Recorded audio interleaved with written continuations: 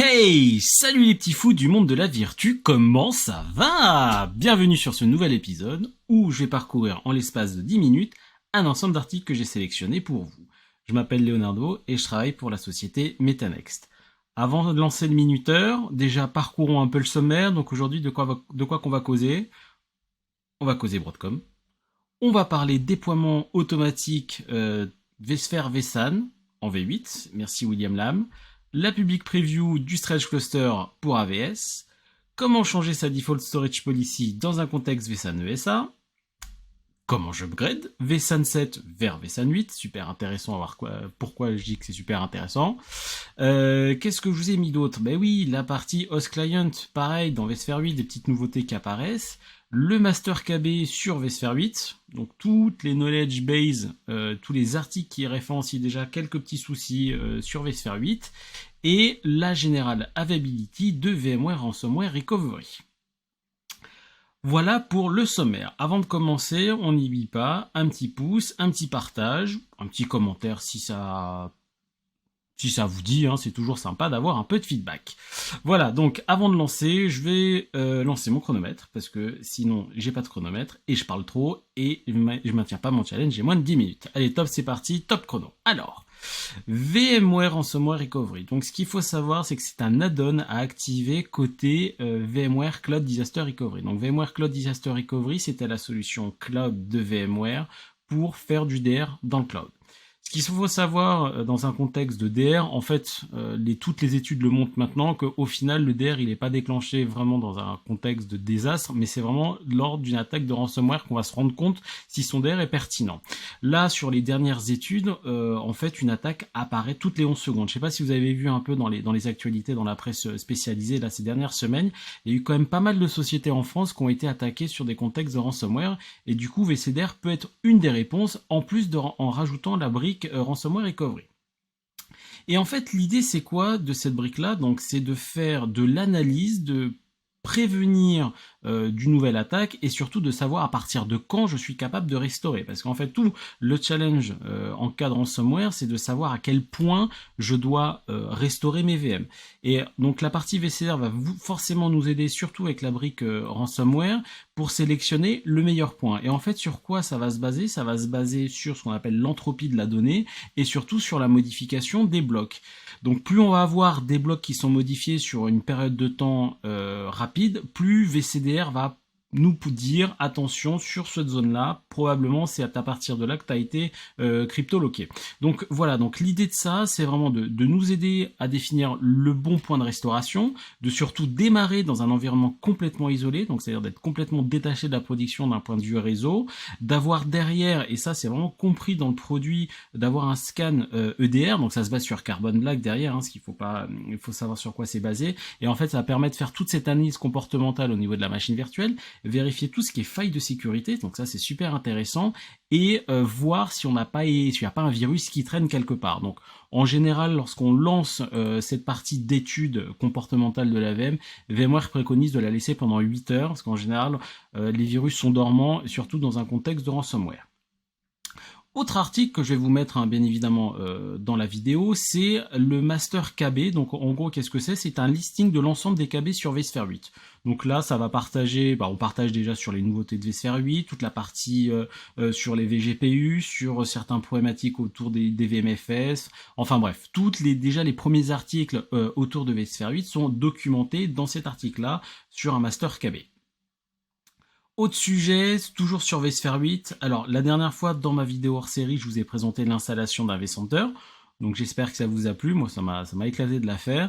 Et en fait, j'avais pas eu le temps de vous montrer la nouvelle interface d'un ESX. Et donc, William Lam l'a fait ici. En fait, lorsqu'on lit un peu les release news, et les release updates de vSphere 8, on se rend compte qu'on a cette capacité de changer l'interface et le thème de l'interface. Donc là, comme ça, qu'est-ce que ça veut dire, hein? C'est pas de passer de tout en noir ou tout en blanc, non, ça va même plus loin. En fait, là, il y a un nouveau thème qui apparaît, qui est le thème gris, qui est un peu beaucoup plus sur un fond beaucoup plus clair, qui est assez sympa, je trouve, pour l'avoir un peu testé. Mais surtout, on a cette capacité de faire un custom. Donc ici, dans la partie customize, dans la boot de la partie host client, et jouer avec les couleurs. C'est-à-dire qu'on va avoir un menu, ici, là, présent, on va avoir un menu et on va pouvoir personnaliser absolument toute son interface graphique sur son hyperviseur.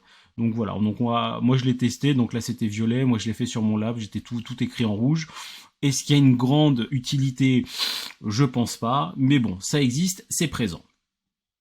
Concernant vSAN 8 et comment passer de vSAN 7 à vSAN 8. Alors, super intéressant, donc ça c'est sur la partie Core VMware. Donc cette partie-là, en fait, on nous dit que passer de vSAN 7 à vSAN 8 sur une architecture OSA, donc la partie Original Storage Architecture, donc en gros l'architecture vSAN traditionnelle avec nos disques groupes pour la partie cache et la partie capa, donc on peut passer de 7 à 8 sans aucun souci. Par contre, passer de 7 à 8 en changeant l'architecture vSAN, c'est-à-dire en passant en Express Storage Architecture, donc la partie ESA, ça c'est pas possible, parce que c'est pas du tout la même logique au niveau de l'architecture vSAN.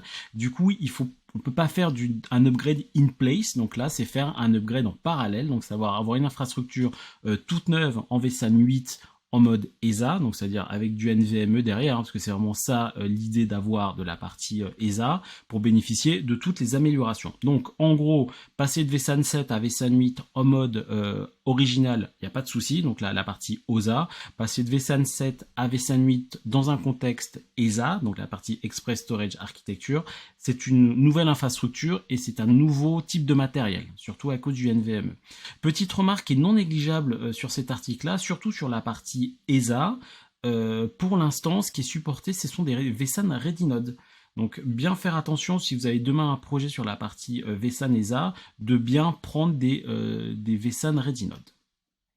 Autre sujet, toujours sur vSAN, hein. Ouais, en ce moment je fais beaucoup vSAN sur cette partie, surtout avec la partie vSAN 8. Donc vSAN ESA, donc notre cher ami Duncan nous explique comment changer la storage default policy côté vSAN, surtout dans un contexte ESA. Donc là, il nous explique en fait l'efficacité entre la partie RAID 5 et RAID 1 dans un contexte ESA. Forcément, on change d'architecture au niveau des disques et surtout au niveau de l'écriture des informations qui est beaucoup plus rapide.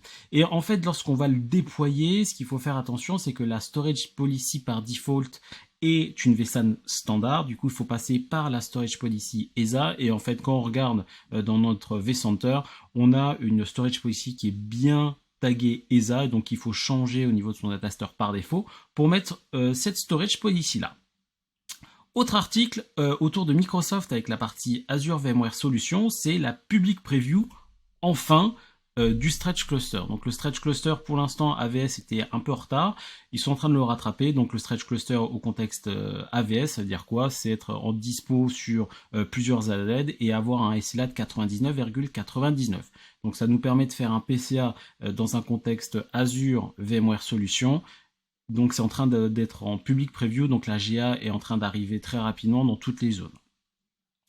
Autre sujet, c'est comment déployer de manière automatique un lab sous vSphere 8, pardon, parce qu'on est maintenant on est en 8, donc sur vSphere et vSAN 8. Donc William Lam a mis à jour dans son repository Git toutes ces sources, et du coup voilà, il n'y a plus qu'à télécharger les différentes appliances, de télécharger son script PowerShell, de remplir forcément les différentes variables et de lancer son script et de lancer sur son infrastructure de lab. Donc là il nous dit que lui ça lui a pris à peu près 36 minutes pour tout déployer. En fonction des machines, j'imagine que ça peut aller plus ou moins vite. Je sais que moi si je vais faire le test, ça va prendre beaucoup plus de temps parce que moi je suis en full nested.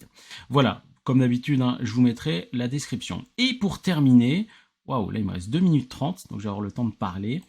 Et pour terminer, un article qui est sorti aujourd'hui, d'ailleurs, parce qu'on est le 26 octobre, sur une interview du président et du CEO de la partie Broadcom. Donc je vous rappelle, hein, ça a été la grosse annonce de l'année.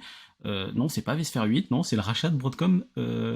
C'est pas le rachat, c'est VMware qui se fait racheter par Broadcom. Et ça a été quand même une grosse news. On s'y attendait, personne s'y attendait. Et beaucoup de partenaires, hein, moi y compris, sont un peu inquiets. Et du coup, quand j'ai vu cet article-là, ça m'a un peu rassuré. Bon, après, entre ce qui est écrit et ce qui va être la réalité, ça on sait pas pour l'instant. Seul le temps nous le dira. Et donc, en gros, ce que nous dit Hock-Tong, je ne sais pas comment le prononcer, mais en gros il nous explique la stratégie de Broadcom par rapport au rachat de VMware et surtout sur quoi il va continuer à investir et quelles sont les priorités.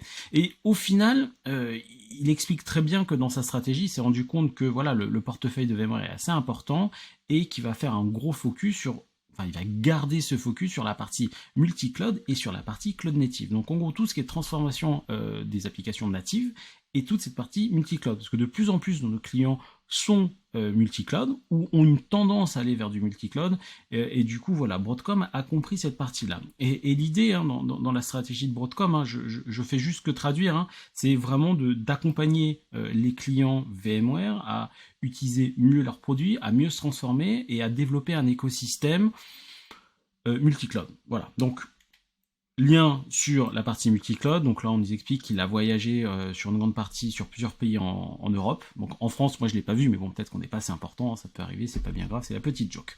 Bref, donc vraiment focus sur la partie multi-cloud, et je parle trop parce qu'il me reste 42 secondes. La partie Cloud Native App, donc en gros ce qu'il faut conclure de ça, c'est que derrière c'est sur le portefeuille Tanzu, donc il va y avoir toujours un investissement derrière sur la partie Tanzu.